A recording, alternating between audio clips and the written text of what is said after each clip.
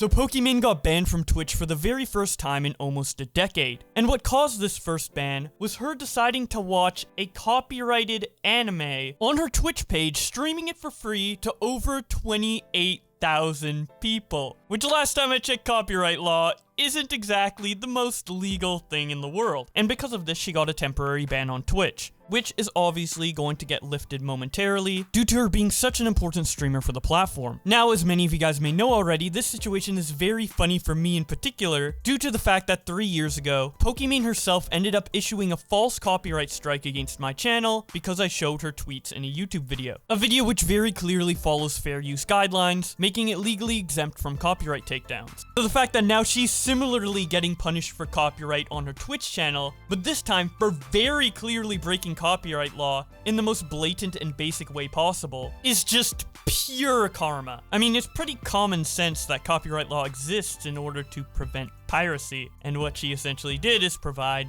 a paid product for free without changing it enough to constitute it as a different experience to paying for the product, in this case the TV show. And the fact that she seemingly didn't know that, after being very publicly scrutinized for not understanding copyright law when she struck my video, is just completely hilarious to me. She had over 3 years to figure out what copyright law actually is, what content can be made in fair use and what content can't be made in fair use. She has an entire team of employees that help manage her brand, yet she still broke copyright law in one of the most basic ways possible. It's like going into a convenience store, taking a bunch of shit out without paying for it, and acting like you'd have no consequences for it. It's just that blatant. Unless, of course, she did know that this was illegal, but figured she could get away with it due to her high position at Twitch. And she kind of essentially did with only a 48-hour ban. She's already talking about her next stream, and it just seems like this is a mandatory break that has been given to her by her boss. But if that were the case, that means she thinks she's above the law, and that's kind of a bad look, so maybe she just didn't think it was important enough to look into copyright law after the situation 3 years ago, and happened to stumble into a pitfall because of that lack of knowledge.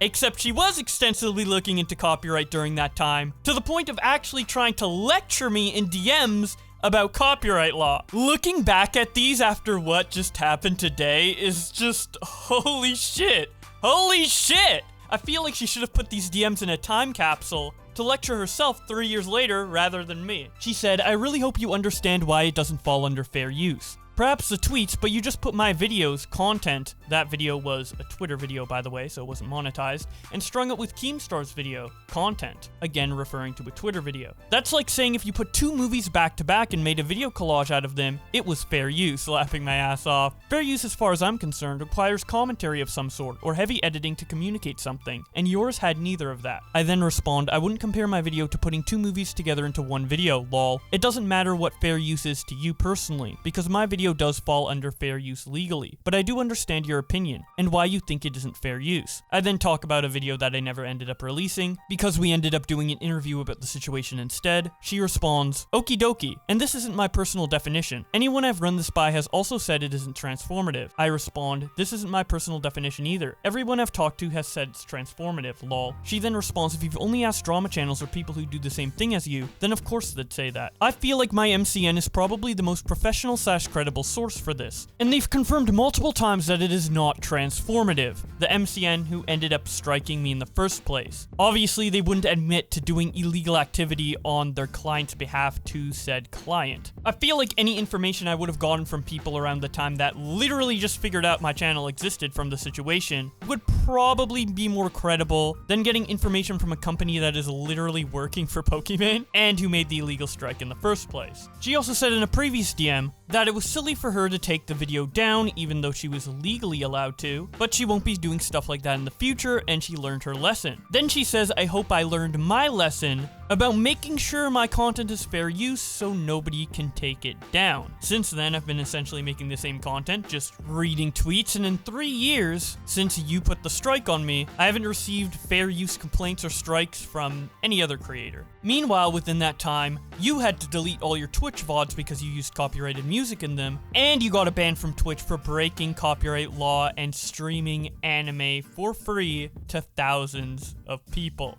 All after previously accusing me of breaking copyright law, and then lecturing me about it, saying I hope I learned my lesson. But apparently the only one who hasn't learned their lesson from that situation 3 years ago is you. And that's why I find this whole situation just so hilarious. Obviously, when you compare the two situations side by side at face value, there's a lot of karma, but when you dig deeper into it, the karma just becomes so much stronger and sweeter. Maybe I shouldn't be happy about this. It's probably a horrible human trait to derive any kind of pleasure from someone else's misfortune, even with irony and karma in mind, but considering this is only a 48-hour ban, and she herself doesn't seem to be too concerned with it, as evident by her tweets, I really don't feel bad in the slightest for laughing about this. Especially since it was so incredibly avoidable. It's not like she broke copyright law by accident due to like one little detail in the law that isn't common knowledge. She literally took a paid piece of media and then plastered it on her Twitch page for thousands of people to watch for free. And considering her previous incidents with copyright law, as well as having a team of employees to manage her brand, some of those employees probably being lawyers, it is crazy that this mistake even happened. This part is going to get a little conspiratorial, but it makes me wonder if it was a mistake at all. Because I have a very hard time believing that she didn't think that this was illegal, or at the very least thinking about its legality in her head and double checking with her lawyer before she went live. So assuming she knew the legality of this before starting her stream, the only options left are that she thought she could get away with it due to her value to Twitch, or she wanted a break from streaming for a couple days and figured that intentionally getting a ban would be a great way to explain a temporary hiatus from streaming. Personally though, I think the truth lies somewhere in the middle. I feel like she knew the potential illegality of watching TV shows on stream, but saw that some of her peers like Disguised Toast and Hassan Piker were able to do it with certain shows, and figured that because they can do it, she could probably do it too. Whether that be because she's at a higher position at Twitch and they won't ban her, or she changed her mind on it being legal due to the example set by these other streamers. But regardless of why she did it, what happened, and she ended up getting a 48-hour ban from Twitch and a copyright strike on her channel, bringing her one step closer to potential channel termination. Although with her in particular, if she did end up getting 3 copyright strikes, I doubt Twitch would permanently remove her, given how much financial investment they have with her with the multi-million exclusive deal they have going on. Although they had a similar deal with Dr. Disrespect, and he ended up getting completely removed from the platform for unknown reason.